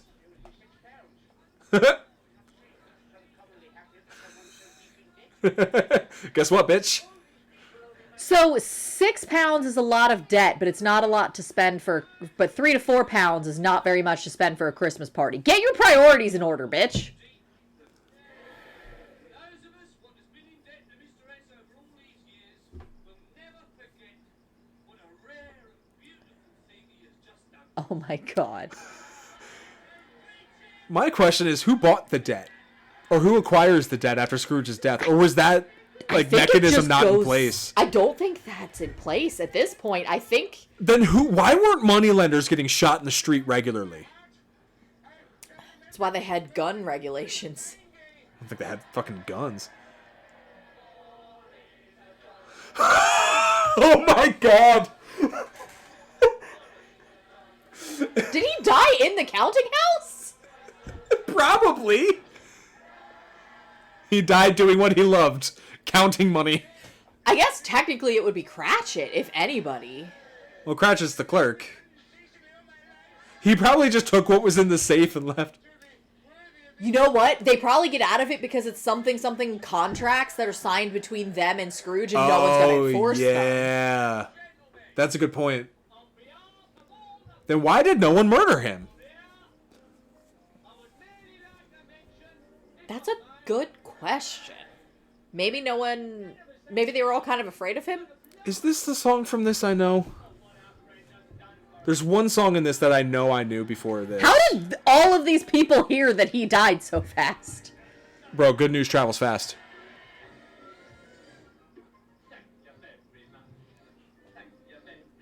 This is the song I've heard.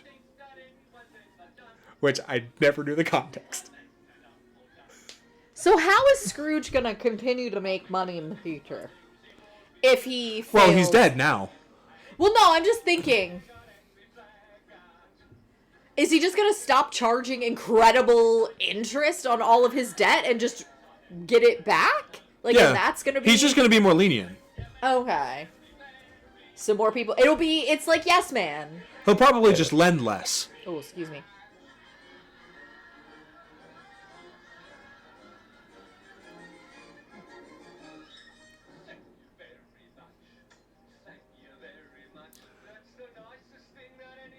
This is so fucking savage. Play this at my funeral. Are you gonna be on a Jack in the Box? Have you on strings dancing?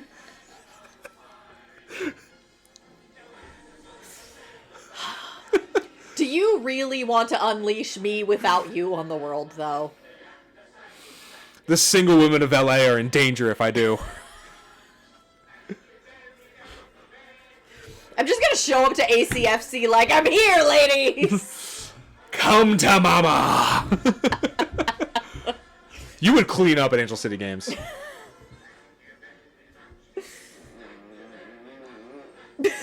God, I hope that's not audible. I kind of hope it was. Although I can't say anything because I definitely just burped, like, directly into the mic. At least I didn't fart into the microphone. It snuck up on me. The smell's gonna sneak up on you too.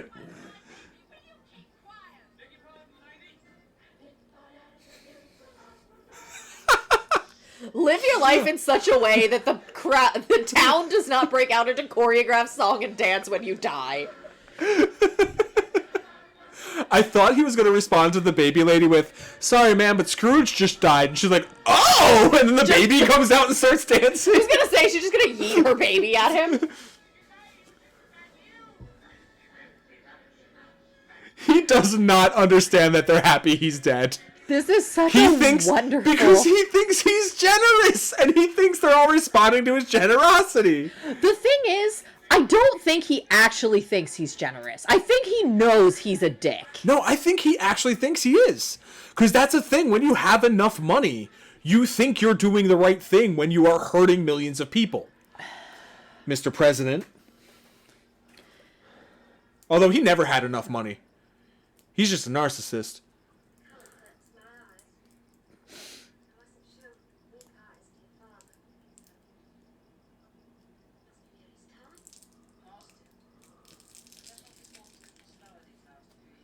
So where is he working now? Cratchit? Yeah. Nowhere.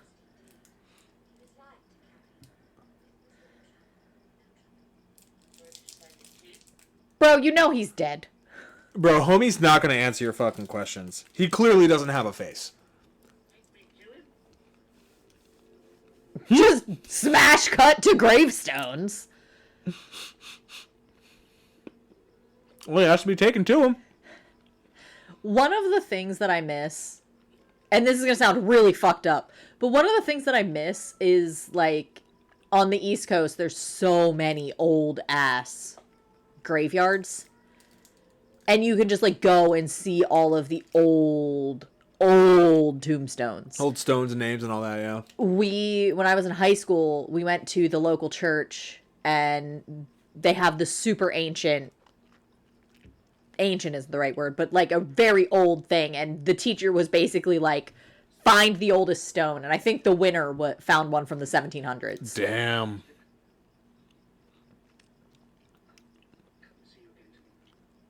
Like, we say that knowing full well in Europe, some of those graves are like the 1200s, the 900s. It's like that Tumblr bit where Chinese professors were touring in I think Italy.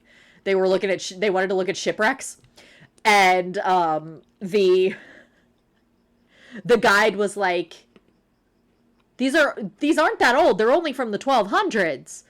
And the Chinese people still looked really impressed. So he was like, 1200s AD. And then they were like, oh, okay. Oh, I'm sorry, bud. I didn't mean to wake you up. There's a quote I've heard not too long ago that kind of sticks with me. Europeans think 100 miles is a long distance, and Americans think 100 years is a long time. Oh boy, there's gonna be a lot of fucking... Womp womp, you're dead, bitch. Whose coffin do you think they were dancing on, dipshit? He never saw the coffin. Oh. Oh, that's actually kind of cool. Down I go. Oh no. Whee! Why is he wearing red socks? It looks like he's 'Cause he fucking pissed- flashing him a peace sign. Because he pissed himself. Ah. And his old ass prostate is pissing blood. You should get that checked out. It's probably what kills him. Oh, he going to hell. No. Could be Toontown. Space Jam that shit. There are a lot. Oh, great shot. Oh, that's so cool. I like how he has shoes on, though. Like, he's in his pajamas. Were you sleeping in your shoes, sir? Yeah. He's not giving out his feet for free on this film.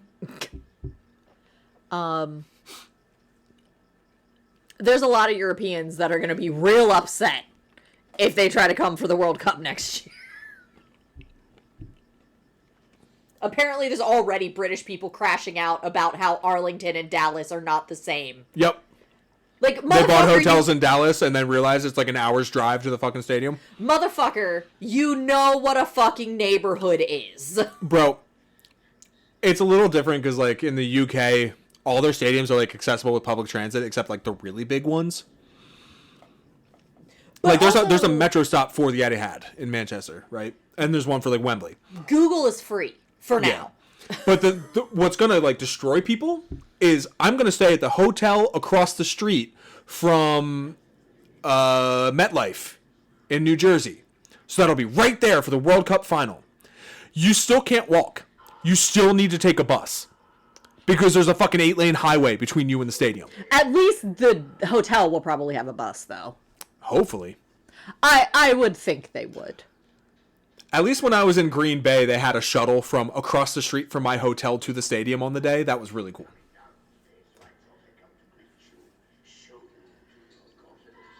This is fascinating.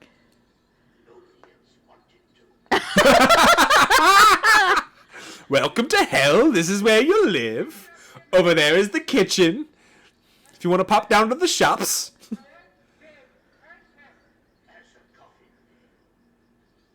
What is this voice Alec Guinness is doing?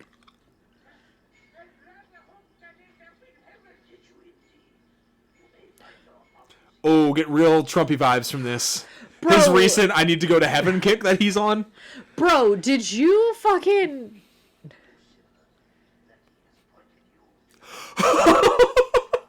That's not in the book, is it? No, absolutely Oh, that's not. wonderful.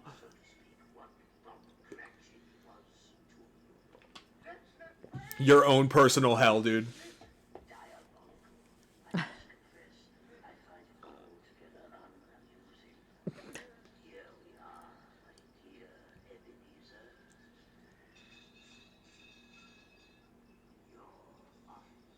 His... Still has the Scrooge and Marley plaque. Is it snowy? It's frigid. Ah. It looks like.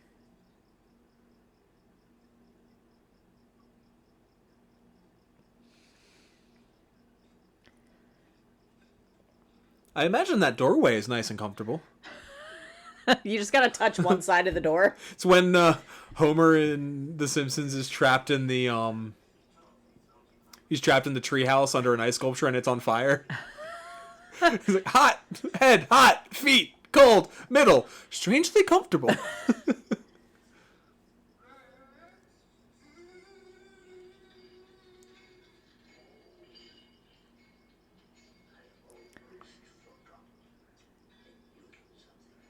Marley is enjoying this. He is.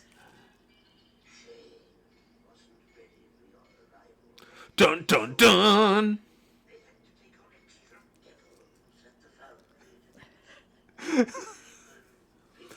I kind of like this because it's really laying in, like, not only will people mourn your death, but your afterlife is gonna be fucking shit, dude. Fix yourself. Treat Yes, burly men with chain. people the way you want to be treated. And unfortunately, rich men only learn that lesson when they are forced to face consequences for their actions. I don't want no consequence. I don't want no consequences coming after me. I mean, Marley's chain looks worse, honestly. That was 4 burly men carrying that. He's not getting around. No, I said it looks worse. I like the different types of chain. Yeah. Get him, Marley.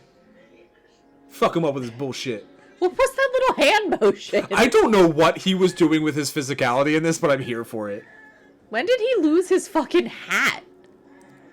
Probably the chain took it.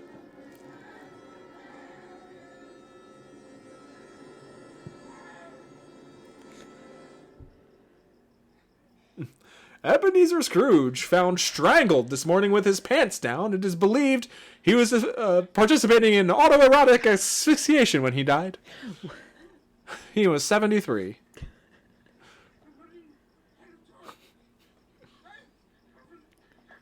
Well, technically, I feel like you are in hell, because to you, you hate people, so hell is other people. I was going to say, this is very Kafka-esque hell that you're already in.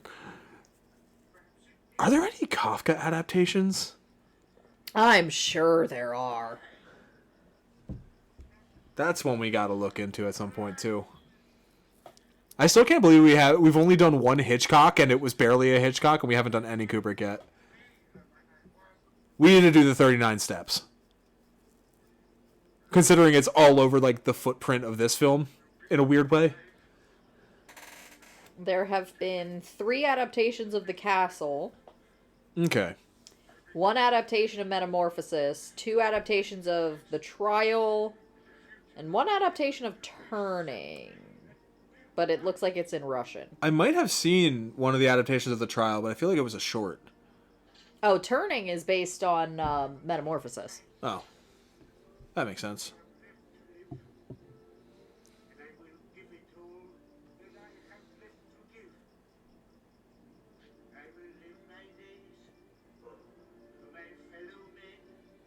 Oh god, he's singing again. The songs just sneak up on you in this one. At least the child's not singing. Bro, you have so much money. Fix your fucking curtains. I do. No, he has so much money because he's not fixing his curtains. Is that why everyone thinks avocado toast is why we can't buy a house? Yeah. I don't even eat avocado toast.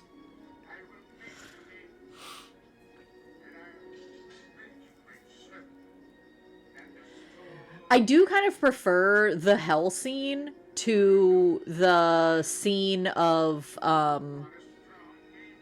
the washerwoman, the charwoman, and the maid and one other person that goes to the funeral home or the pawn shop to sell off his stolen stuff. Is that what's in the novel?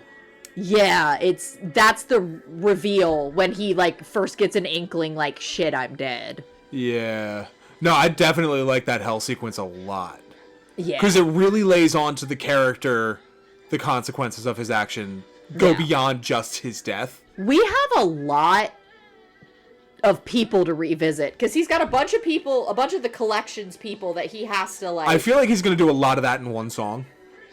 Yeah. Because we got to revisit all of the fucking collections people. We got to visit Cratchit, and we got to do the shit with his nephew. And I also think that we're going to see his former lady love again, because they really held on to that. It's so dusty! Why is it so dusty? Thank God there wasn't a knob on the end of that banister. He's going to fucking castrate himself. February 13th, sir.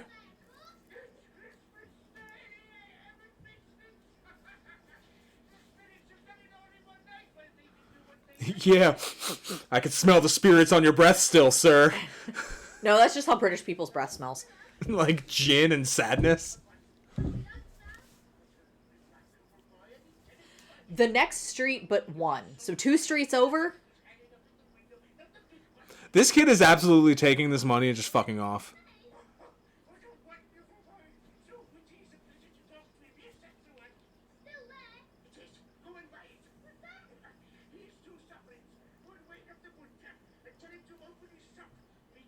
Bro, it's like 9 a.m. Everyone's already awake. They're just in church. Yeah, go to the church, wake up the butcher. What, you didn't sleep in church on Sunday mornings? Oh my god, all the time. Bro, nothing put me out like fucking Pastor Jace. Nothing knocked me out like that man's voice. He would open his mouth, I'd be like, yes, let's go.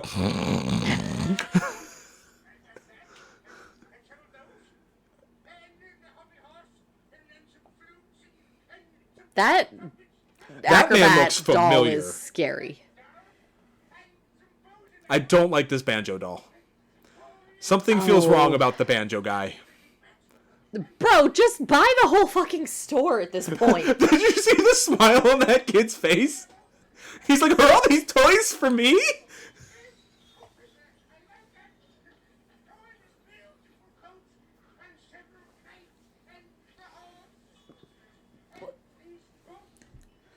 Bro, you are ruining his business for the next, like, several months. No, he's not. He's selling... This man is buying all this dude's inventory. I know, how is he getting more inventory? With the money he's about to make. But that's the thing, is this shit's He's- gonna take forever to make. It's not like now. It doesn't matter. He's made the money now. Fair.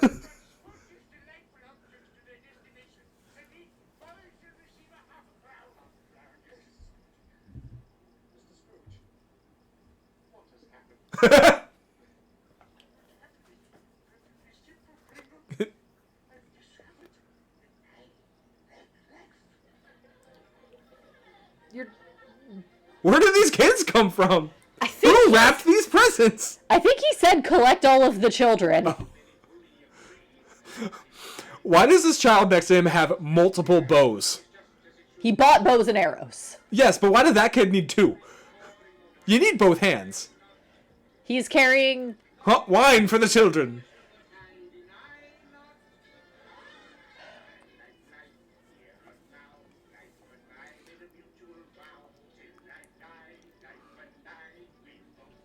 Oh no, he's the Pied Piper! Check out the episode on the Pied Piper of Hamelin on the treatment. That was an early one, and we did like a little dark thing with it. It was a lot of fun. I liked that one a lot. Fun. Did you shower, sir? I know you didn't. Also, who has your fucking turkey? He's got like another 3.5 minutes to get to the butcher shop and meet that child. Or did they already do that? No, the turkey was behind him with all the Oh, okay. children. They already picked up the turkey. Yes. He broke a hip.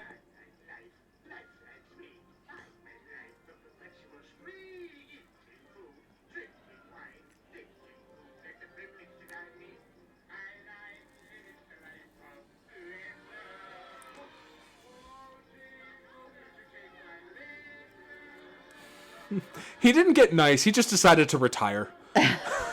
That's what's really happening. My God, he really is the Piper. Oh my God. Are you good, Britain? No. Britain's never been good. I believe this was an American production. Oh no, it was filmed in London and on location in Buckinghamshire. You said all the actors were fucking West End. Yeah, but the director joined the American film industry. Like how Harry Potter is British in every sense, except it's a Warner film and an American film, technically. Gotcha.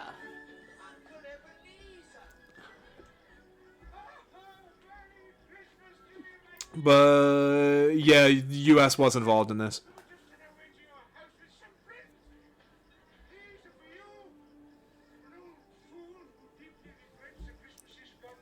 He's like, what fucking manifestation did I make? Why is this happening? Yeah, the producer of this was American. He also did Invasion of the Body Snatchers, Bad Boys, A Different Body Snatchers. This was his first film. Oh.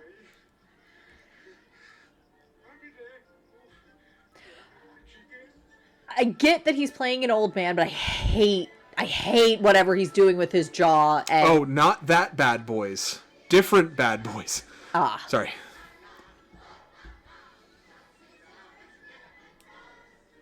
That's the child.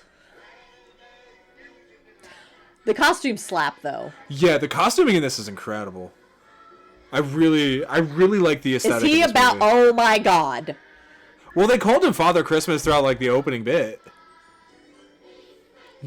Father Christmas, he'll shit in your stocking. They're referencing that song right now. Yeah. I just burped directly in the mic again. I'm so sorry. I don't give a shit. This was nominated for 4 Oscars: art direction, costume design, song score, and original song. Thank you very much. Thank you very much is very funny. Incredible song. I'd never heard it in context before. Have you ever seen a handbell choir? I was part of a handbell choir. I can't believe I wasn't forced to be in handbell choir. Did they think it would make you gay? Probably. Because it was very much a ladies' show. But it looked hard and it looked fun. I would have enjoyed it. But no, I was just like in the regular choir.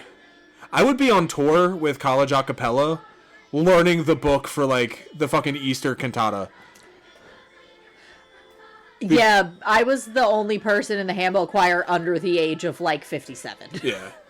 No. And it was because my mom was in it. Our church choir was like 75% women, and most of the men were bass. They brought me in as a ringer every year when I was in college to sing tenor and do solos and shit because there was no one else.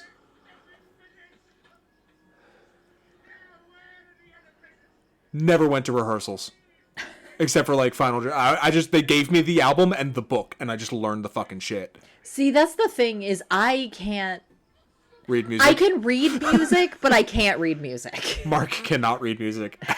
I sang with him in choirs for 3.5 years, and that boy just matched what I was doing. Yep. He tone matches so well. Like, he's a great singer. He blends really well, He right? blends really well. He's a great choral singer. He's a good soloist as well. I've heard him solo. His Run Around Sue was fantastic. Yes. But yeah, bro can't read music. Can't read the words either. So Love you, he Mark. was really just learning from you the whole Knowing time. that Mark will actually listen to this. Love you, Mark. Did you steal it? Oh, Tobias. Oh, you're so cute, bud. Oh, they're waiting for their treats. Movie's almost done, bud. She's just scared of him. Is this a safe space? I mean, it's a public forum. Bob Cratchit can get it. Well, do I have good news for you? David Collings is still alive. Hell yeah! David Collings, who did not die. Oh, do I wanna get all three of our listeners in a tizzy? Oh, please do. You've never seen Muppet Christmas Carol. No, I've not. Have you ever seen any of the Muppet adaptations? I've seen Treasure Island. Okay, Because that was my Tim Curry. fair. But I also haven't seen it since before 1998. Aw.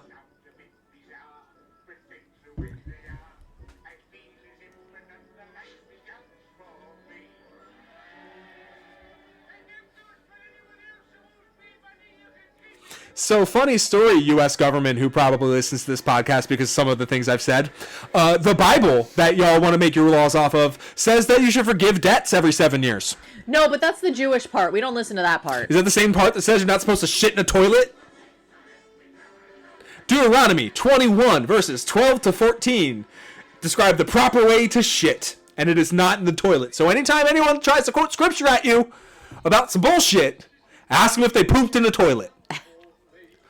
Mixing fibers. Wearing a hat or not wearing a hat, depending on where and when you are, Yep. and what's in your pants. Talking directly to God, that's not allowed. Well, if you're Catholic, it's not allowed. I thought in the Old Testament. Oh, in it the was Old allowed. Testament. I think you could still talk to God, but to, like, have Congress with God, to, like, be in the space as God, you needed to be, like, the temple. Oh, also, That's more women Judaism had to go question. into a tent for their menses. Oh, yeah, the menstruation thing, like, you had to be, like, isolated and shit. There's rules about that. You couldn't. I don't think you could prepare food that was intended to be eaten by men. Yep. No pork, no shellfish, no certain animals, which, in fairness, was so you didn't get sick. Yeah. But what, yeah. what shellfish were you eating in the desert? That's a problem. People will sit there eating fucking shrimps and bacon wrapped shrimps, and then tell you that the Bible says that if a man sleeps with a man, he should be stoned. Like, motherfucker, get Shrimp- the fucking sin out of your own mouth before you place it on my shoulders. Shrimp is bugs? This was, I think, the same director that did Oliver Twist the year before, if I'm not mistaken. I think that's what you said. I can't remember if I mentioned that. Oh, he's about to, I think, run smack dab into his lady. Oh, possibly. I thought that one actress was her, but maybe not. Maybe I'm wrong. Maybe it's just a convenient... You know what this reminds me of? Even though it was a little bit later? My Fair Lady. Fair Lady was earlier than this. That's what I mean. This Oh, is yeah, later yeah, than, yeah. Sorry, this is later than Fair With, Lady. like, the big cast musicals. Yeah. This is a genre we just don't do anymore. Like, build a big set, get 100 fucking extras in there, and do a song and dance number. Like, there's a lot of musicals coming out lately, but they don't do... Granted, we haven't seen Wicked yet. It's coming. So I'm not sure how they handled that one, because that's, like, the biggest recent musical. But, like, Color Purple, I don't remember any, like, big scenes like this. But this is what I remember from, like, West Side Story. Yeah. And My Fair Lady. And, like, those big 60s epic musicals. Was, like, we'll put the camera in the corner of the fucking... like soundstage, build a town square, and get 150 people out there and fucking do it. And I love this shit. Even the crowd scenes in Color Purple, from what I remember, are like 50 or less people. Yeah. Like, maybe even as few as like 30 or less. You know what's odd? What did this shit really well, and I hate to say it, I rewatched them recently, were the High School Musical movies. They did a lot of big crowd dance scenes really well. It was smaller on a scale. But it was like, yeah, we're going to have like a couple hundred people, like some extras in the bleachers, and then some dancers, like 50 or so dancers in the gym. Get them all in an auditorium and do like this oneer. I actually thought it looked really good. I just hate that it's also fucking High School Musical. Which is a movie I unironically love, the first one. But I can admit that it's kind of trash. Is he about to die? It feels like he's about to Is he die about to right kiss? now. Well, at least he'll have fucking people at his funeral this time. That's true. I don't know why I thought that sound cue was the national anthem for a minute. You know, I don't know if we got confirmation that he raises Bob Cratchit's salary or not. We were kind of talking over that He bit. mentioned that Okay. when he ran into Bob, he mentioned that next week when your salary is doubled. Ah. He hit the beats. All right, good. So he's going from 15 shillings a week to 30 shillings a week. Hey, if I went from what I'm making now to double what I'm making now, that would be a huge difference in my life. Fair. So what'd you think? It had some fun bits. It was paced a little oddly. Like there was a lot at the beginning and kind of a lot at the end, but it's very Thank God it's still recording. It's very like musical pacing. Yeah. I didn't hate it. It's not my favorite. I wouldn't mind rewatching it without us talking over it the whole time, because admittedly, it's not the brightest way to watch a movie the first time. It's gonna be so hard if we ever do the Muppets Christmas Carol, because I'm just gonna want to watch the Muppets Christmas Carol. It's a watch along, and it starts, and it's just us silently watching the movie, Occasionally repeating the lines. or having a good laugh. So, what did you think? I love the visuals. I love the visual style of it. The costume choices and the set and scenic design, art design, all that was great. Thank you very much. Banger of a number. Hilarious. What a fucking scene. He's literally tap dancing on his coffin as they sing and dance it down the street. It's the African pallbearer meme, but like 50 years prior, right? Yes. I love that shit. That's great. And I like the hell bit a lot, actually. Yeah, I think it's a little more effective having it actually to this specific character played by Albert Finney to have it actually happening to him, because he kind of needs to have the stuff happening to him. Yeah, the way he played as opposed to it being about him. Which I liked how they did that as well, where he thinks he's a good guy. And I think that's an important part that gets dropped a lot. And that goes back to that TikTok that you sent me. But like he's not cartoonishly evil. He thinks he's doing the right thing. But he's a moneylender, so to him the right thing is, I'll give you another 2 weeks, but you're going to pay more interest. He's not Mr. Burns. And I feel like a lot of adaptations kind of play him Mr. Burnsy. He doesn't say or actively do heartless things to people, but every relationship he has is transactional by nature. To use a D&D metaphor, he's lawful evil. Mm-hmm. Yeah, like, what he's doing, he doesn't perceive as evil because it's the contract. Yeah, he's Ursula. Yeah. But he's also kind of blind, because there's that lady at the beginning who's like a shilling for the baby, and he just completely blows her off. Mm-hmm. Because his relationship is transactional. Yeah. He allows the one guy to get an extra week because that one guy is going to give him food for a year. Mm-hmm. Like, everything's transactional with him, and that's the real evil. The real villain is capitalism. That's what we've learned from A Christmas Carol? That the bad guy is capitalism. Now, I could go on a rant, but I've got 2 children patiently waiting for their treats. And we just talked for like 2 hours over this film. And it is Christmas Eve, and I want to spend it with my wife. So, Nice. Merry Christmas, everybody. I hope you enjoyed our little Crimble treat. Next time around, gotta end this on a bit of a downer, in honor of the fallen Rob Reiner. This man had a stretch of incredible films in the 80s and 90s, and we're going to do one of them. It's our first time touching another adaptation legend, Stephen King, as well. Yep. And we're going to do Stand By Me. Want to see a dead body? So that'll be our next episode. That poor taste. Oh, yeah. Fuck, I'm not editing this either. Sorry, babe. It's okay. You're going to have to live with the consequences of saying that on the podcast. Oh. So next time out, Rob Reiner, Stand By Me, I think 1983, if I'm not mistaken. 86, excuse me. And until then, check out the link tree in the description of this podcast, linktr.ee/soonmajorpod. You can find our other podcast, The Treatment, a podcast about stories there.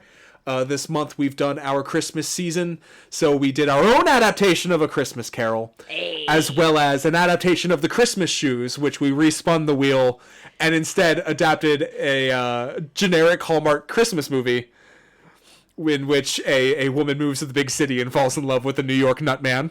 No, check not that the one New out. York That one is a Nutman. fucking blast. It is a blast. Check that episode out. Also in the link tree is our email address if you want to send us suggestions for future episodes of the pod, correct some things we may have said wrong, and the like. We'll be happy to read your input. You can also find our Ko-Fi account where you can toss a buck or two our way if you so choose, help keep the podcast on the internet, and possibly get us some better microphones and equipment in the future. But until then, I have been Billy Beck. I am Cody Beck. And Merry fucking Christmas. Ho, ho, ho. You know Now what? I Christmas, have a machine the most gun. capitalist of holidays. So, you know what I'm doing? I'm doing the capitalist rant. Here we go. So what we learned from A Christmas Carol is that money is the bad guy. And if you have money, it sickens and poisons your brain and makes you an evil...